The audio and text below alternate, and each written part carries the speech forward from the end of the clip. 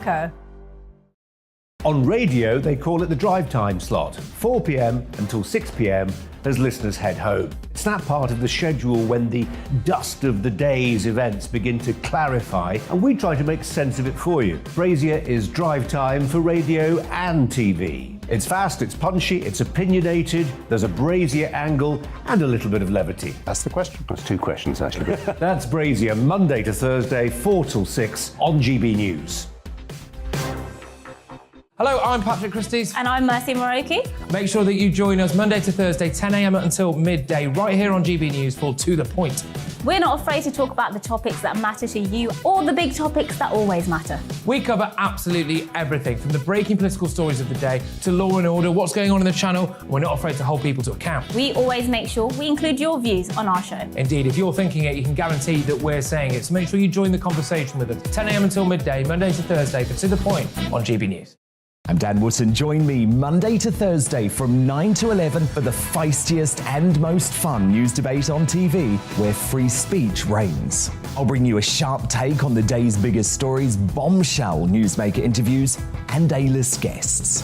And I guarantee you, no spin, no bias, no censorship, and no reason to go to bed. That's Dan Wootton tonight, Monday to Thursdays from 9 on GB News.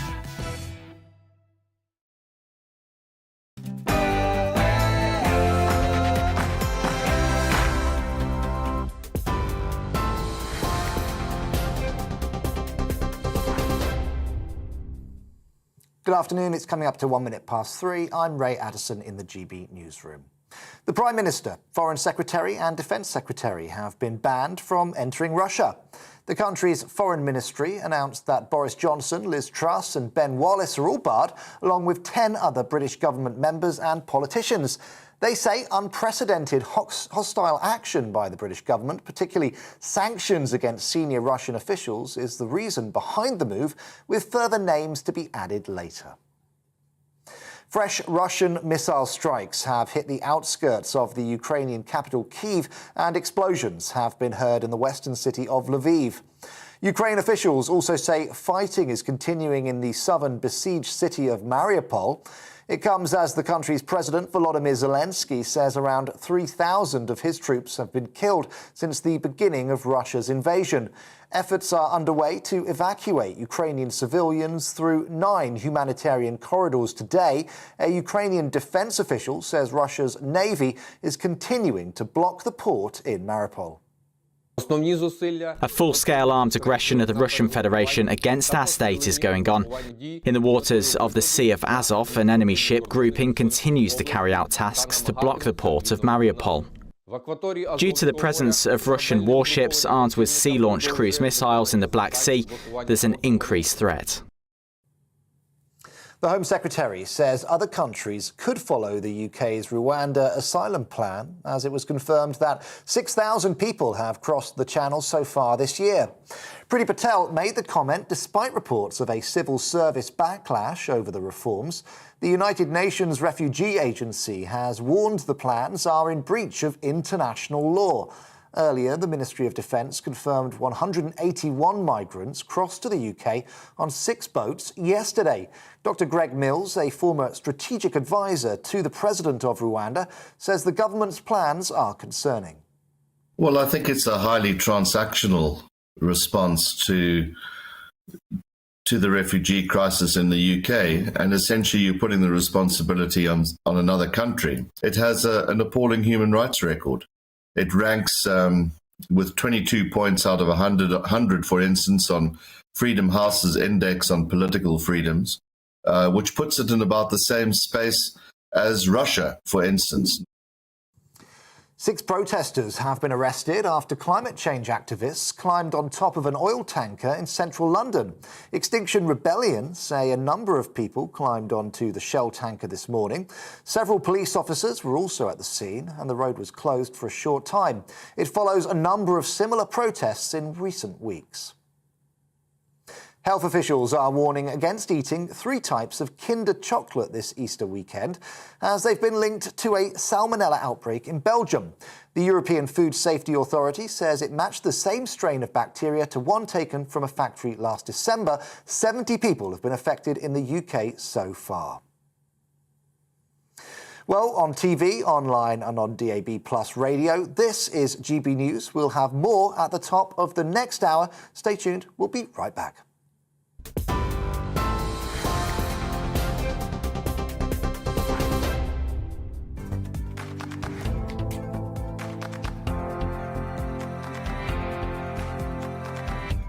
Approaches from the northwest. Let's take a look at the details.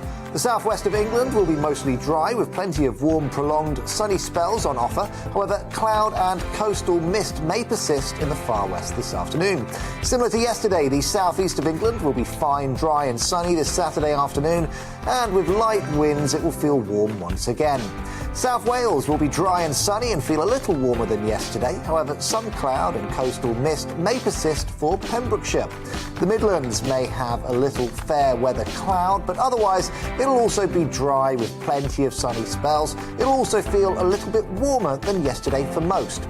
It will be mostly warm, dry and sunny for the northeast of England too this afternoon, although a rather fresh onshore breeze will keep the temperatures a little cooler along the coast. Southern Scotland will have some patchy cloud this afternoon, but there will be plenty of bright or sunny spells. It'll be dry and feel warm in the sunshine. Northern Ireland will be dry but turn increasingly cloudy through the afternoon as a band of rain slowly approaches from the west. The cloud will keep the temperatures a little bit cooler. Overnight it will remain dry with clear spells for many, but rain will slowly edge into the northwest of Scotland and Northern Ireland, and that's how it's shaping up overnight into tomorrow morning.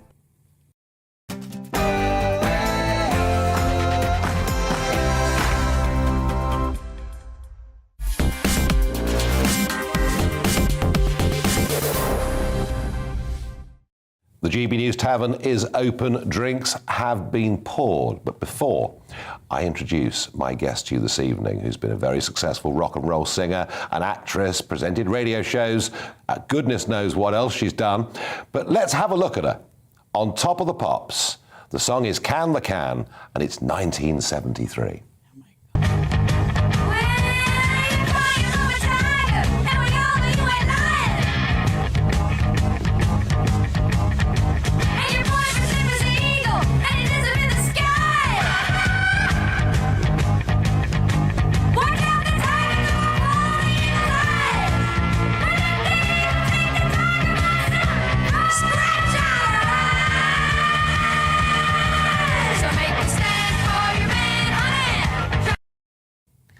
Yes, I'm joined by Suzi Quatro on Talking Pints. Suzi, great stuff. Cheers to you. Very, very nice to see you. Champagne. So they did. When they said, "What would you like?" I told them that I didn't think I'd actually get it. Oh yes, yes. No expense spared for you. Absolutely.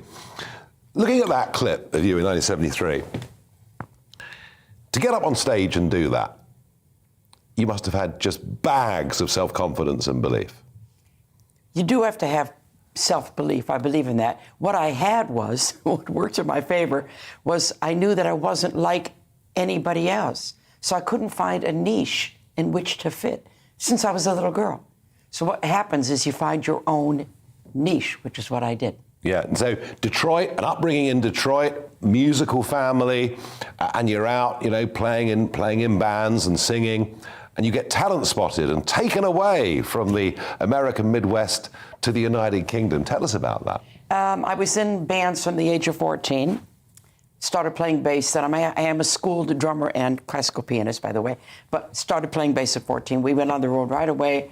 Pleasure Seekers, all-girl band, 64, all the way up to 1971. Mickey Most came to Detroit to record Jeff Beck at Motown, came to see the band, and offered me a solo contract. And it was the second time in 1 week that I'd been offered a solo contract. So that's the world telling you it's time to go. Yeah, and Mickey Most, of course, was a very, very well-known talent spotter in those days. Yes. So it's kind of been, much of your life since 1971, when you arrived here, much of your life has been on this side of the pond.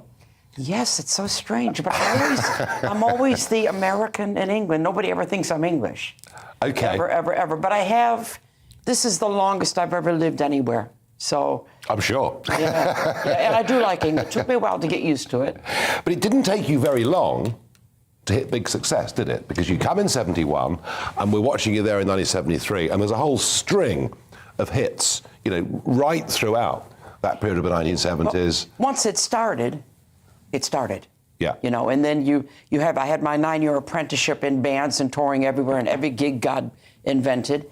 And then in 73, I was just about 23, had my first #1, and then that started me on I've been in the business 58 years now. Mm. And it's unbelievable. And you've sold 55 million records. Yes. You've been very, very successful. You've made money. You've done well. But so many people like you, who suddenly hit this incredible, the level of fame you had when you were doing that on Top of the Pops. I mean, you became this big sex symbol. I mean, you did. Well, it's true, isn't it? It's true. I blush. But it's true, you did. Yeah. At a huge level of fame that you achieved. So many other people who went down that route, very talented singers, musicians, Sure. went down that route and spiraled into self-destruction. Many of them dying incredibly young. Mm-hmm. Did you manage to avoid the excesses, or are you just a great survivor? No, I've avoided them. My father instilled in me my work ethic. Mm-hmm. He's been gone for a while now, a musician. And when I was like 16, here's the answer to your question. Yeah. Although all his kids were in the business, he pulled me aside at home. And he said, I want to talk to you. I said, yeah. He said, looks like you're serious about what you're doing. He knew I was going to be in it for my lifetime. I said, I am. He said, okay, I have something to tell you. I said, yes. He said, what you're doing is a profession. It's your job. And I went, right? Mm-hmm. And he said, so if you're playing for 10 people or 10,000, every single person in that audience has taken money out of their pocket and paid to see you. And you owe them. And that's my attitude. Mm. So I never felt the need to do excess. I just... No, but how do you deal with that level of fame? Because it did come very quickly, didn't it? You deal with it by never for a moment thinking that because you're successful in your chosen field, that it makes you better than somebody else. Mm. It doesn't. Mm. And I'm very lucky I have an ego room at home. Go on, tell us more. You have to go up 2 flights of stairs. It's an Elizabethan manor house. I know, it's great, isn't it? And on the 3rd floor, you can bang your head and the walls are crooked, so it's an analogy, but it's real. And you finally get to a big, heavy wooden door, and I had a little plaque made, and the plaque says, ego room, mind your head. You go in, and it's everything, videos, scrapbooks, clothes, guitars, posters everywhere, stage passes, and you actually see the big red book, This Is Your Life. The important thing because you did that, didn't you? Yeah, sure. Yeah. The important thing is, though, you come out of the room and you shut the door. This is how I stay normal. There's a place for the ego, and there's a place to put it away. Mm-hmm. Interesting.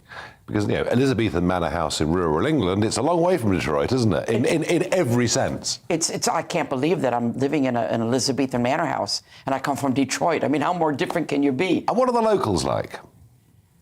Are people friendly to you? How do you find the English? I obviously, because I've been around so long now, I get recognized everywhere, and I always do the same, because I refuse to hide. From the time I got known, I refused to hide. I say, if you want to see me, here I am. So I'll walk down the street in town, and somebody will go. And I'll look at them, and I'll go. That's the end of the confrontation. But they recognize me with my mask on. How is that possible? Mm. Well, I guess because of television and Top of the Pops and all the other things that you've done. Even with the mask on? Even with the mask on. I found the mask a blessing, personally, because having been in politics, it's a 50-50 reaction I'm going to get. So I think the plastic surgeons are a bit out of pocket, aren't they? Well, you're probably right. Don't need the operation anymore. But the singing, the music, and you're still doing it, and we're going to come to that in a moment. But the other bit of your career that really is fascinating, and kind of made you, well, not just big in this country, but America, the whole of the English-speaking world. That incredible series, Happy Days. And it was just, when I was a teenager, it was just cult stuff, and people loved it, and they'd organised their life around what time it was going to be on. How did that happen? How do you go from being this rock and roller to being an actress? I always knew I could do that. I am an artiste. Okay. I'm an artiste. Yeah. I'm an author. I'm a presenter on TV, on radio. I act. I've done musicals. I've written a musical. I'm an artiste. I like to stretch. Don't box me in. Don't box me in. They called me. I was on tour in Japan, and they had the script. For a long time, they were trying to find somebody who could act, somebody who was tough and vulnerable at the same time, and possibly could sing.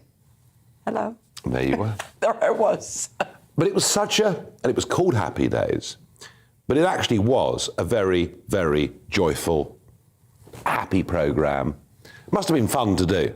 It was great fun to do, and I made some good friends on that. I'm still in pretty much constant email with Henry and Ron, and we go back and forth, and they've always supported me, giving me quotes from my books. And Yep. in fact, in my documentary that was released at the end of 2019, Suzi Quatro, Yep. Henry's quote at the end was my favorite. He just touched my heart, But it was a great show to do. And in fact, Ronnie said to me, because we were talking, and I said, did I ever feel like a new actress to you or new to the show? And he said, no. You felt like you'd acted all your life, and you felt like you'd always been in the show. So it was one of those things that was fated to be, and it felt natural and correct. Now, all those years you were at Radio 2, and you were presenting, and you were looking at music and new music. Am I right in thinking that the music scene in the UK is really very, very strong still? It's very... Strong?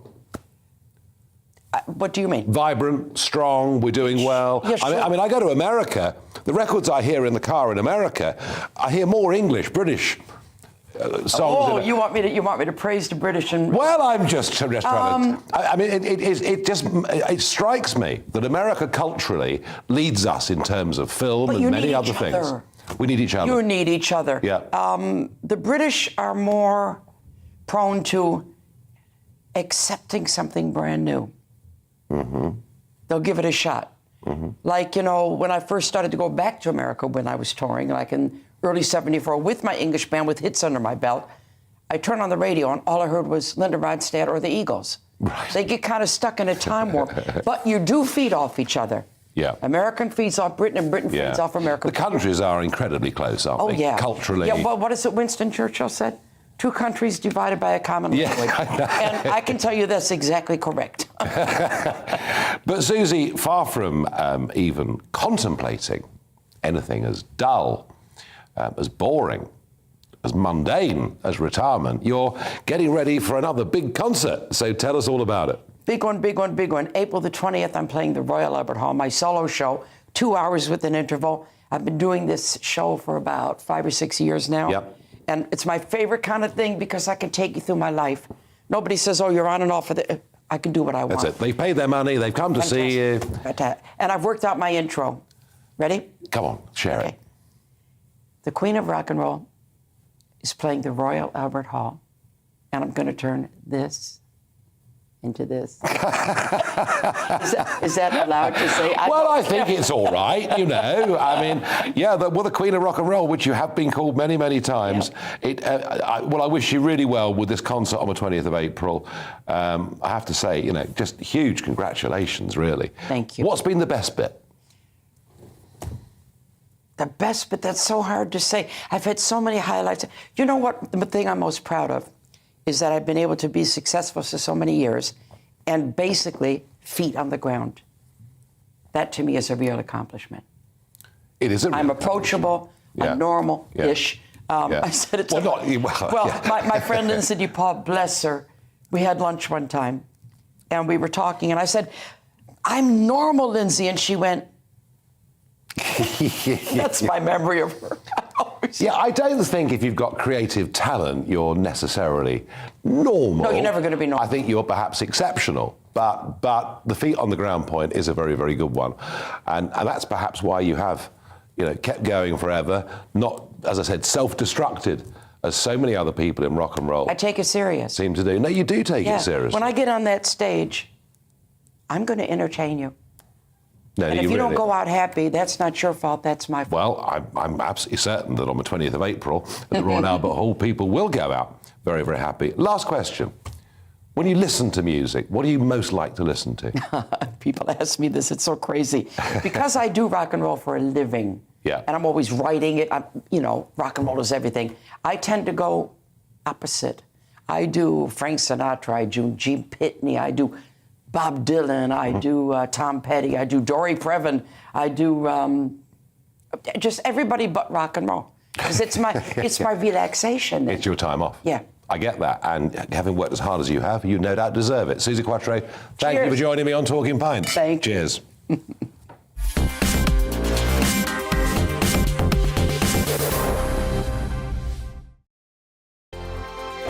Hello, I'm Michelle Dewberry, and you can join me every weekday 6 till 7 on Jubes and Kerr. Me and my panel will get stuck right into the day's events, and I can tell you, in fact, I can warn you, expect some robust debates, some strong opinions and perspectives from both sides of the fence. It's about you at home as well. I love to read out all of your comments, or at least as many as I can. So join me, Michelle Dewberry, Monday to Friday, 6 till 7 on Jubes and Kerr.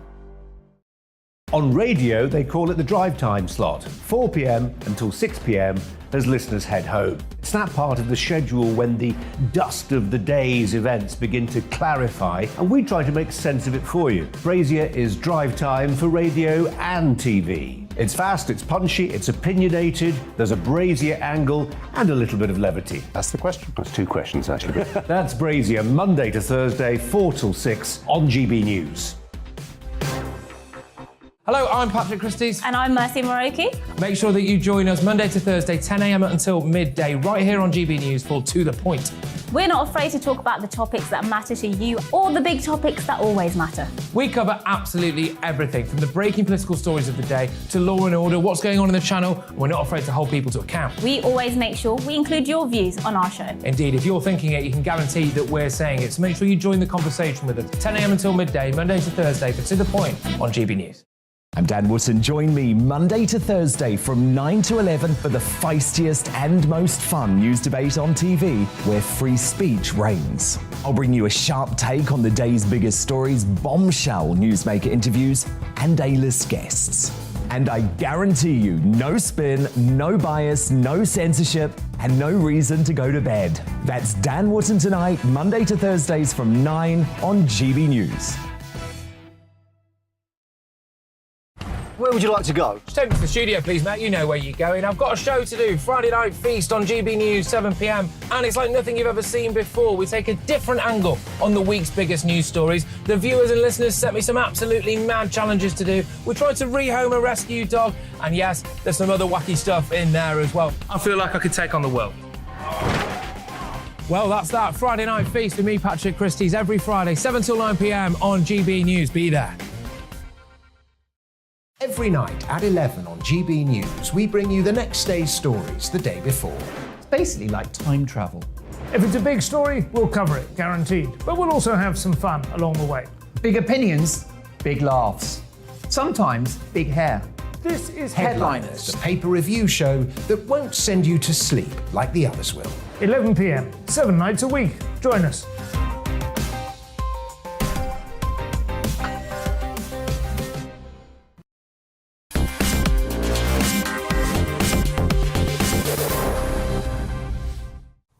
Well, good evening, everybody. Yes, I've always wanted to cover this show because then I get to go to the bar, don't I, after this. So Talking Pints with Harvey Proctor is up right now. Former Conservative imperial character, a man who's had a fascinating career, a fascinating life. Harvey, thank you very much for joining us here. Cheers to you as well, my good man. I hope you're keeping well. Thank you very much. I must say, this is very civilised. They don't let me do this on my normal show, 10 a.m. until midday, for obvious reasons. But there we go. Bad luck not to drink after a cheers. Good. Right, so look, thank you very much for coming in. I mean, it's difficult to know where to start with you, really. I mean, I think let's start with the kind of infamous issues that took place, back in the day, I suppose, 1986, 1987. Just run our viewers and our listeners as well through what happened, really. And I understand that you want to kind of maybe set the record straight a little bit. Well, in 1986-87, I was prosecuted on 4 charges of gross indecency. I was and am a homosexual. I don't promote that, but it's just a matter of fact. And in those days, the age of consent for homosexuals was unequal in that heterosexual age of consent was 16, homosexual was 21. There was also a lacuna in the law between heterosexual and homosexuals, and that is in the homosexual area of the law. If you thought that the person you'd been with was genuinely over the age of consent, but in fact they were one day under, you automatically committed an offence in the homosexual case, but not in the heterosexual case. And therefore, in those years, I became a demon, a devil incarnate. And there were a number of reasons behind that, which I don't think truly came out. Okay. Not just the law, but that I crossed a chap who was a publisher then, Robert Maxwell. Yes. And Robert Maxwell, the infamous Robert Maxwell, didn't like me because I defeated his friend in Basildon in 1979 and won Basildon with the largest swing in England to take a seat in 1979. He didn't like me for that. He didn't like me because I'd sued one of his newspapers for libel and won. Right. And I thought it was not right for a publisher of a newspaper not just to try his papers to report the news, but to make the news by putting 20 reporters down into my constituency to try to persuade them to vote against me in my executive council meetings. Look, it's an amazing sign of how times have changed, isn't it, really? The way that you were vilified, like you said, demonised, really, for, well, you know, I suppose, expressing your sexual preferences. In private. In private. In private, not proselytising the case at all. And, of course, that then lost me my job, a job that I thought was an honourable thing to be, a member of Parliament.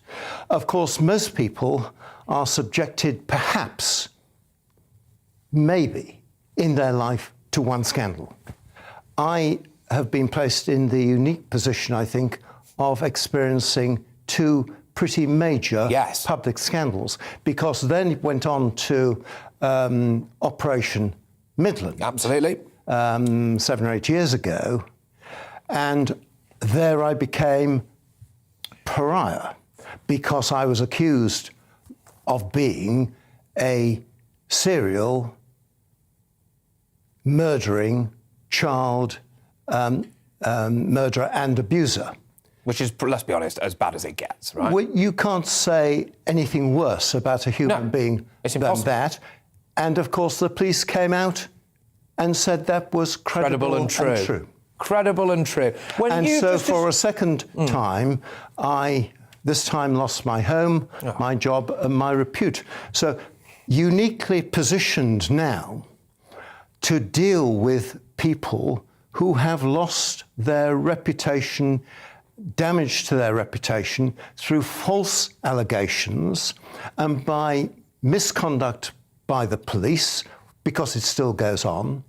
And I'm uniquely placed, I think, to help people now who have similar sort of problems. And indeed, may be interesting to your viewers to know that I've already been approached and helped high-profile individuals who've had similar, but not the same, damaging things made against them for their reputation. And also I've helped people who perhaps don't have a voice or a private wallet, who have also been falsely accused. Would you be able to give us a couple of examples, or? Well, perhaps not in terms of names, but I am prepared, knowing the difficulties of going through such horrendous times to try where I can to help those, whether they're in the public eye or not, if they are falsely accused. OK, just talk to me a bit about what that was like on an emotional level for you. I cannot imagine anything worse than being accused of the kind of things that you were accused of. And to then have the credible and true element of it, there is a strange part of, I don't think it's just the British psyche, I think general psyche really, where some people go, well, I suppose there's no smoke without fire. And so then therefore, all of a sudden, the public can get on board with a false accusation. It was your world was fallen apart. It was, as my QC said, there can be smoke without fire. It's a big, gigantic smoke machine with the handle being turned by the Metropolitan Police and certain sections of the media. And I took them on and beat them. Yes. And now I think that I am regarded in the media, or most sections of the media, and most people know what the truth is. No, exactly. But people know that side about you, Harvey, about the side of you being stoic and standing up, taking them on, winning. But what people won't have seen is what you were like when that front door closed and the noise stopped and you were sat there on your own. What was that like? Oh, quite horrendous. Are you OK to talk about it? And if anyone hasn't faced that sort of pressure, continuous pressure, day after day, it is horrendous. And so that is why I don't want anybody else to go through those sort of feelings again. And that's why I try to help, where I can, those who have been falsely accused. I'm supporting an organisation called FAIR, Falsely Accused Individuals for Reform, because I think one important change needed in the law is to make sure that people, suspects, have anonymity. Yeah, that's important. Victims, the correct term should be complainants until the trial has taken place and a suspect has been found guilty. But complainants have anonymity. So should suspects and those alleged to have done things. Indeed. I mean, I'm inclined to agree with you on that, and the clamour for that is growing, actually, I think, as well. And what do you make, then, of the police? Because Cressida Dick has now fallen on her sword in a way, or resigned eventually.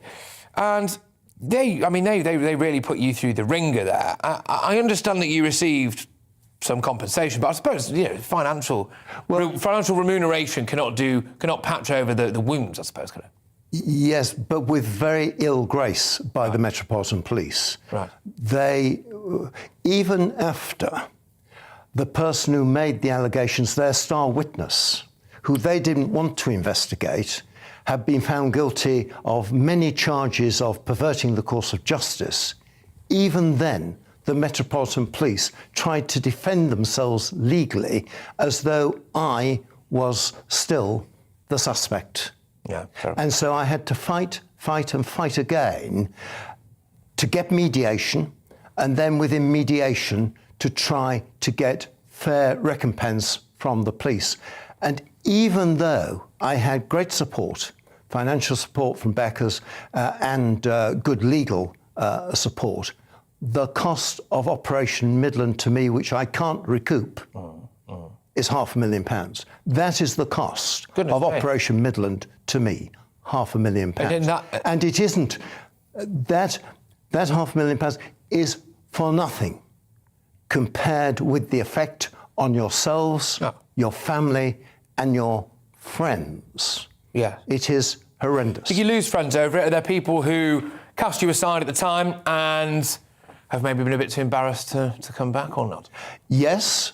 I'm not sure which is worse, those or those who were quiet when the going was tough. Yes. Exactly. And then when, of course, it was quite clear to everyone with the Enriquez report and with the trial that there was nothing in it at all, trying to scramble their way back.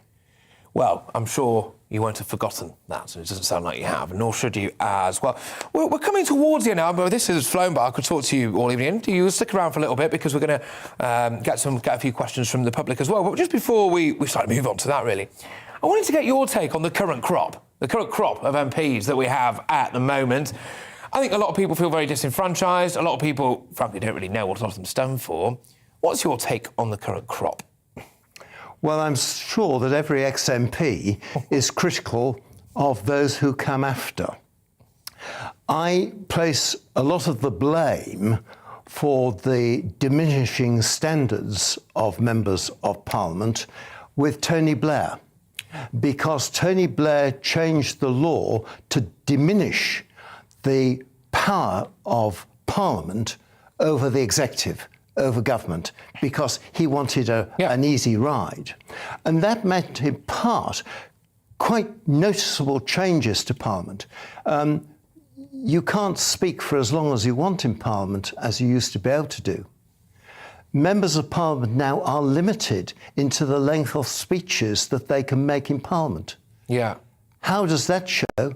Well, in the media, your programmes and others, other channels, sound bites. Oh, yeah. They go for sound bites.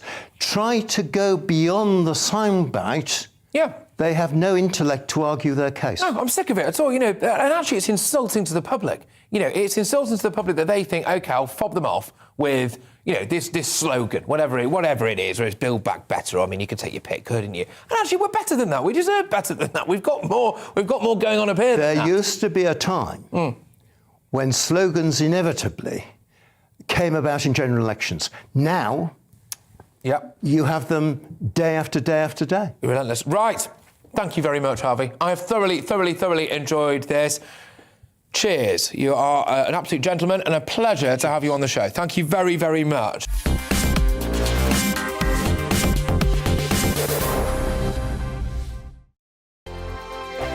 Hello, I'm Michelle Dewberry, and you can join me every weekday 6 till 7 on Jubes and Kerr. Me and my panel will get stuck right into the day's events, and I can tell you, in fact, I can warn you, expect some robust debates, some strong opinions and perspectives from both sides of the fence. It's about you at home as well. I love to read out all of your comments, or at least as many as I can. So join me, Michelle Dewberry, Monday to Friday, 6 till 7 on Jubes and Kerr. On radio, they call it the drive time slot, 4 p.m. until 6 p.m. as listeners head home. It's that part of the schedule when the dust of the day's events begin to clarify, and we try to make sense of it for you. Brazier is drive time for radio and TV. It's fast, it's punchy, it's opinionated, there's a Brazier angle and a little bit of levity. That's the question. That's two questions, actually. That's Brazier, Monday to Thursday, 4 till 6 on GB News. Hello, I'm Patrick Christie's. And I'm Mercy Moroki. Make sure that you join us Monday to Thursday, 10 a.m. until midday, right here on GB News for To The Point. We're not afraid to talk about the topics that matter to you or the big topics that always matter. We cover absolutely everything, from the breaking political stories of the day to law and order, what's going on in the channel. We're not afraid to hold people to account. We always make sure we include your views on our show. Indeed, if you're thinking it, you can guarantee that we're saying it. So make sure you join the conversation with us, 10 a.m. until midday, Monday to Thursday, for To The Point on GB News. I'm Dan Wootton. Join me Monday to Thursday from 9 to 11 for the feistiest and most fun news debate on TV, where free speech reigns. I'll bring you a sharp take on the day's biggest stories, bombshell newsmaker interviews, and A-list guests. And I guarantee you, no spin, no bias, no censorship, and no reason to go to bed. That's Dan Wootton tonight, Monday to Thursdays from 9 on GB News.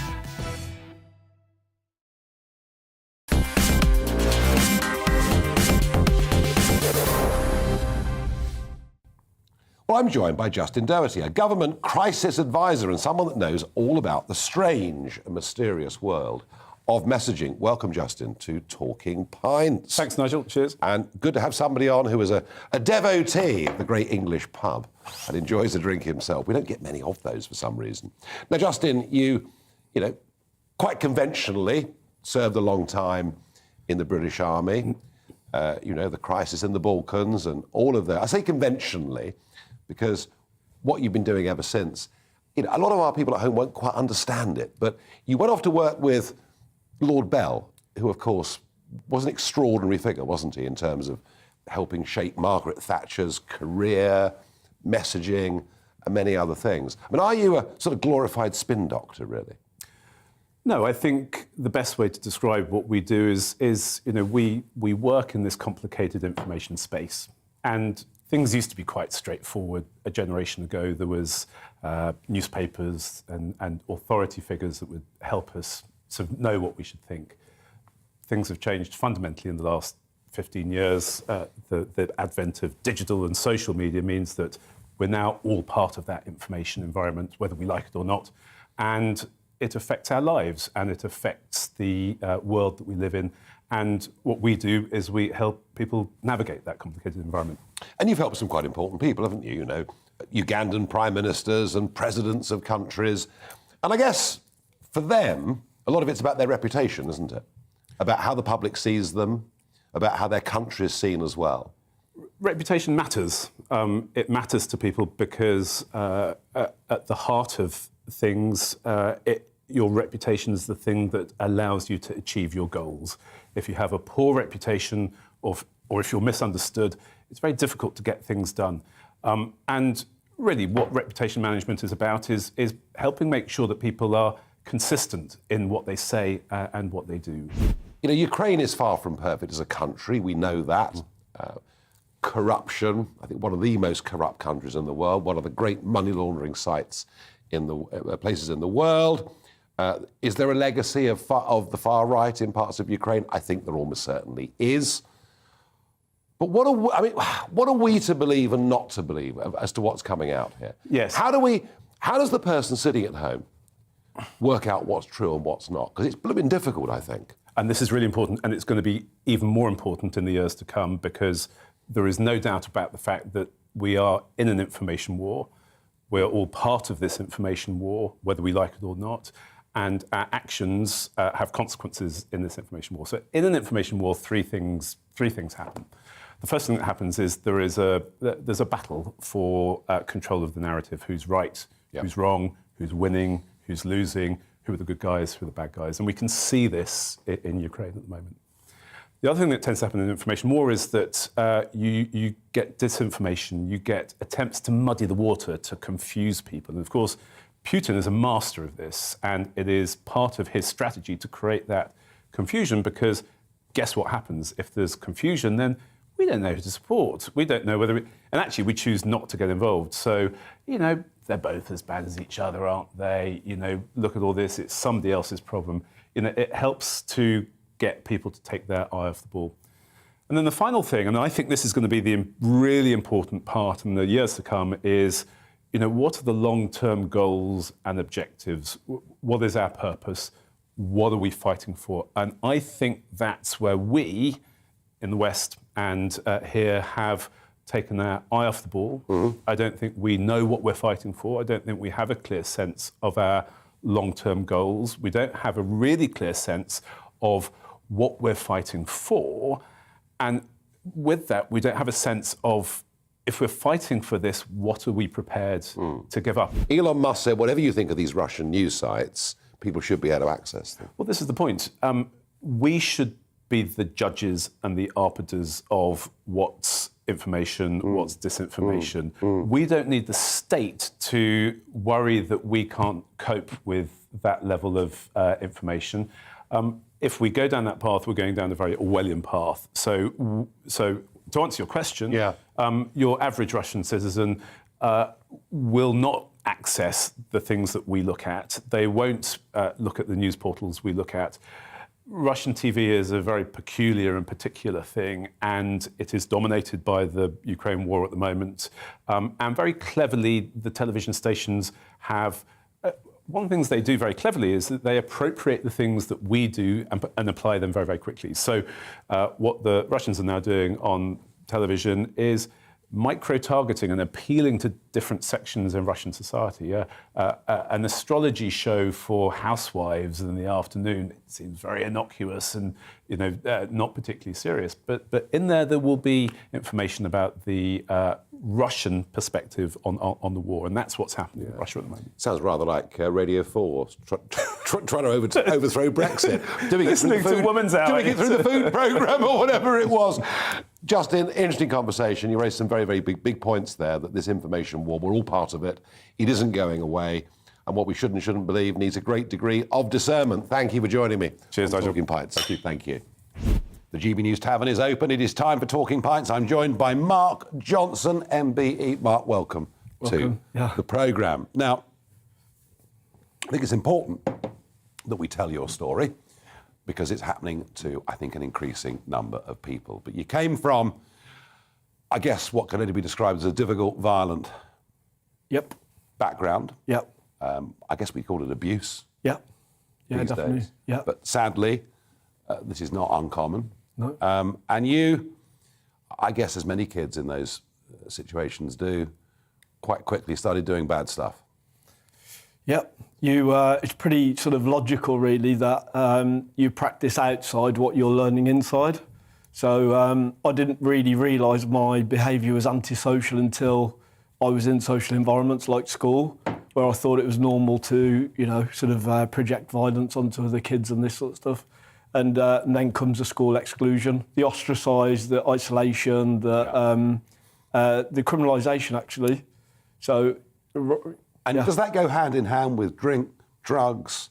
Is it all part of the same thing? Well, I think when in the home, my home, which is there's a lot of stories that are the same as mine, which I come into contact with daily. People when there is neglect, there is a human need to fill that void. So love, warmth, nurture, etc. And then when you spend your life mostly outside the home because it's safer, you come into contact with the people who are drinking, the committing crime and that sort of stuff, and their friendships are more important than the getting arrested by the police. It's as simple as that. It's attachment, the attachment theory they call it.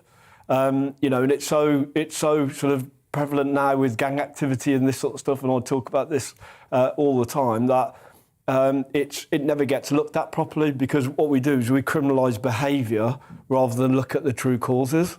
And the true cause is actually the neuroscience now have got it about early childhood trauma on the brain. And actually what looks like a reaction doesn't need to be treated. It's an actual cause. We need to really look at this stuff. Which is difficult to do on a mass scale, isn't it? Absolutely. Very, very difficult. I'm a 52-year-old man. I've been clean and abstinent for 22 years in recovery, and I am still working out these, what I call blank pages in early childhood development, in sort of complex relationships and stuff. When I couldn't cope, I would be violent. You'd be violent, and your descent into drugs led you to, well, you can't really get much worse, can you, than crack? No, crack and heroin, Heroin. And with that, I guess, the criminality to pay for it. Yeah, it's so logical that it done for me what wasn't happening at home. So I was under school psychiatry at 8 years old, in trouble with the police. Somebody gave me this chemical, and literally it made me feel brilliant. Yeah. And so I chased after that. Yeah. And that was like the consequences of it paled into insignificant compared to the actual the anguish that I felt without it, and that took me to the streets, And inevitably, it finished up with prison. Yeah, prison. Inevitably it finished up on the streets of West End in London, sleeping in the shop doorway. Yeah. But along the way, it was prison sentences, drug rehabs, all sorts of people that did try to help but actually didn't reach me. Whether I wasn't ready to be honest, which I think now I know, reflecting back, the prerequisite to change is self-honesty. And if I help people, it's to take them to that place of self-honesty. You wrote a book about this that sold incredibly well. An autobiography brilliantly named Wasted. Yeah. I don't know, it's a great... I'm amazed nobody else had used it. I know, yeah. And we couldn't read enough, but it's a great title. What really interests me is, OK, you've gone through the rehab, you're clean, but it was how you then got into the productive world, the world of work. Yeah. How did you make that step? Because it's not easy for ex-offenders, is it? No, it's definitely not. I was on the street, West End, I was 7.5 stone, I was covered in body lice, had scabs growing through the socks of my feet where I never took my shoes off. Somebody that had used with me before got clean and become a social worker, and they were doing community action. And through that interaction of lived experience, I looked at him and I immediately trusted him because I knew he'd stepped in my shoes. And I think that was the point that really reached to me because I never trusted anybody. I never trusted the police, social services, because I always had a bad experience with them. But actually somebody with that lived experience, he won my trust immediately. Yeah. And he said, you can change if you want to. And I couldn't say, how do you know? Because I know that he'd changed. And he'd done it. Yeah. So he led the way. I went into detox. I went into drug rehab. I'm very, very lucky. I mean, now, the 3 drug rehabs I went to, Westminster Council paid £20,000 for 1 year of drug treatment for me. All of those treatment centres are now closed through lack of funding. I come out the other end of it, and I love trees. Yep. And I basically started a tree surgery business. So the mind of an addict is very clever. So you suddenly become an entrepreneur overnight. I did, yeah, absolutely. Well, it wasn't that. You weigh up, like, what are your skills? Yeah. And I could hustle. And I knew about numbers and this sort of stuff. And also, drug addicts aren't lazy people. So you might look at the criminality and the vulgar behaviour and stuff, but actually, to be an addict, you work like 24/7 in finding drugs. And so what I'd done is I'd transferred those skills into an arboricultural company. Then within 4 years, I think I employed, from the street, in 4 years, I employed about 200 people like me. Yeah. I won loads of awards for it. And then I went on to work with the Prince of Wales. And hey, you've got an MBE. I mean, you've gone from where you were to getting an MBE. Yeah. I love that. So the people you employed in that commercial company were people who'd been through similar. Yeah. And how many of them let you down? A few, yeah, and still constantly do, but that's their journey. What I tried to do is focus on that one that actually responds to, like me. I mean, I've literally, in my charity now, I've employed like probably 500 people with criminal convictions and addiction. So I was interested in this because, I mean, you've done it, you've got a commercial business, it's a success, and you say you can't win them all, but you are succeeding with some people, and hey, they're getting a few quid in their pocket too, aren't they? And to watch that transition of like a young kid who wants the best pair of trainers who goes robbing them, to then seeing the value in earning his money and seeing the delayed gratification that comes with earning a wage, it's quite profound to witness. And then when you do witness it, you want to do more of it.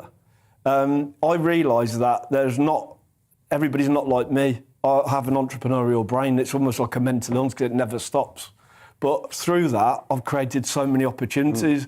And what I say to people, especially because at 10 years old in this country, if you get a criminal conviction, you've got a life sentence there through the stigma that's associated with that. So I say to people, the best way to circumnavigate is to become self-employed because there's no DBS check. There's no DBS check. It's true, because otherwise it is a hell of a barrier. Absolutely, isn't it? In every way. And you must have made a few quid out of this too. Yeah, I did, yeah. Yeah, I did, yeah. No, good. No, One of the things we love on this segment, Talking Pints, we want people who've been through tough times and been successful. Yeah. So you then decided to turn that into a charity, Use a Voice. Just tell us more about that. So I won loads of awards. The Prince of Wales asked me to go and work there at the Prince's Trust, designed a mentoring project, which again was very successful.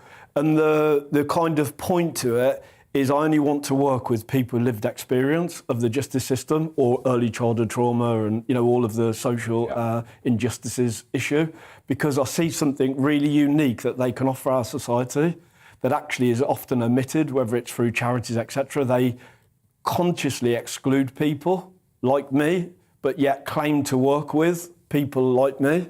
And actually, what I wanted to do is disrupt that. And so I've done the mentoring project with the Prince's Trust, could see that the Prince's Trust need to operate on their own parameters, and I started the charity. Rod Aldridge from Capita, the founder of Capita, he incubated me, and I spent a couple of years driving him mad in his offices. And then Use a Voice was born, and it says on its line is only offenders can stop reoffending. And it's directly faced the prison system, probation services, and all of the sort of, I'll call it the industry that's involved in vulnerable people. So now, I mean, last week we're working on a report for the it's actually the police inspectorate about serious youth violence, because they realise that when they go to do interviews and talk to people, they don't want to talk to them because of the barrier of mistrust. when we're doing the most comprehensive study on prisoner experiences during COVID, and the public just don't know about it. I mean, from what I heard with this, Mark, that there were a lot of prisoners who effectively were in cells for like 23 hours a day. 23 and 3/4 hours a day. Really? So the Mandela ruling from the UN was 22 hours with purposeful activity, like work, all that sort of stuff. And some people think, I don't care about people locked in prison because I couldn't go to the doctors or I couldn't go. But the restrictions that people had, the mental health crisis, which is that's the real epidemic now in British prisons, that all the sort of, let's call it the supply chain of services that work in prison and probation all got paid.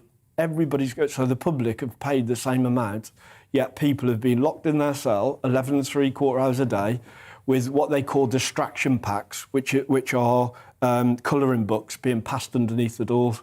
People who say... So it's almost like solitary.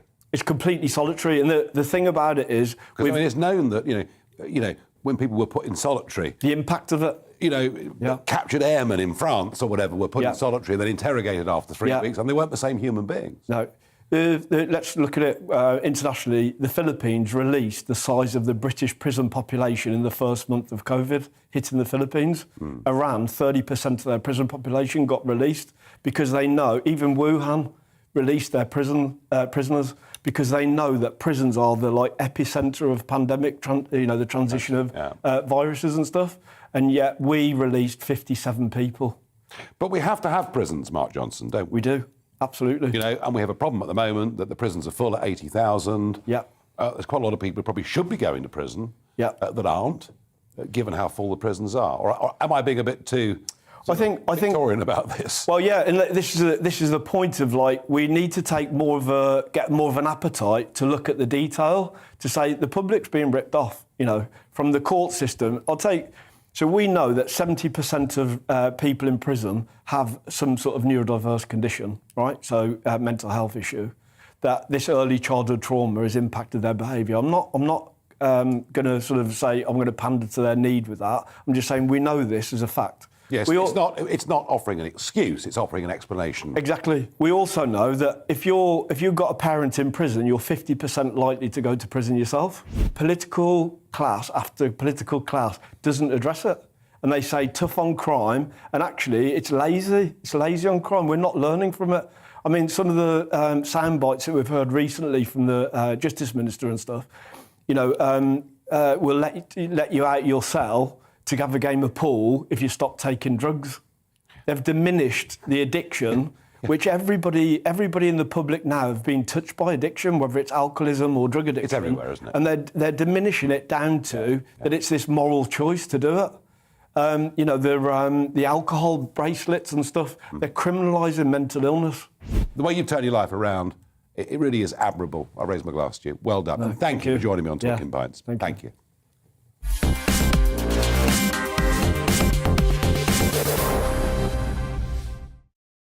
Looking ahead to this evening's weather, and the UK is looking fine and dry with plenty of warm sunshine, but rain approaches the northwest. Let's take a look at the details. The southwest of England will be mostly dry with plenty of warm, prolonged sunny spells on offer. However, cloud and coastal mist may persist in the far west this afternoon. Just like yesterday, the southeast of England will be fine, dry and sunny this Saturday afternoon. With light winds, it will feel warm again. South Wales will be dry and sunny and feel a little bit warmer than yesterday. However, some cloud and coastal mist may persist for Pembrokeshire.